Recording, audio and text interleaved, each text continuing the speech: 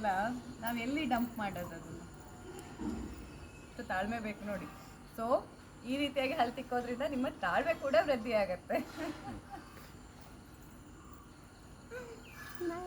ಆದರೆ ಇವಾಗಿನ ಜೀವನದಲ್ಲಿ ನಾವೆಲ್ಲ ಎಲ್ಲೋ ಓಡ್ತಾ ಇರ್ತೀವಿ ಅಲ್ವಾ, ಬೆಳಗ್ಗೆ ಬೆಳಗ್ಗೆ ಕೂತು ಇಷ್ಟು ತಾಳ್ಮೆಯಿಂದ ಹಲ್ಲುಜ್ಜಕ್ಕೂ ಬಹುಶಃ ಯಾರಿಗೂ ಸಮಯ ಇಲ್ಲ ಅಂತ.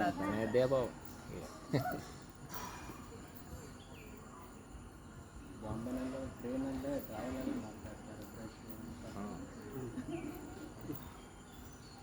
ಅಬಾದಯನ್ ದಂತ ಮಾಂಸವನ್ನ ಬಾಧನೆ ಮಾಡಬೇಡಿ, ಬಾಧೆ ಕೊಡಬೇಡಿ ಅಂತ ನೀಟಾಗಿ ಹೇಳಿದ್ದಾರೆ. ನಾವು ಹಿಂಗೆ ಗಟ್ಟಿನೇ ಹಿಡಿದು ಉಜ್ಬಿಟ್ರೆ ಅಂತ, ಈ ಸ್ಟಿಕ್ಕನ್ನು ಆ್ಯಸ್ ಇಟ್ ಈಸ್ ಹಿಡಿದು ತಿಕ್ಬಿಟ್ರೆ ಅಂತ.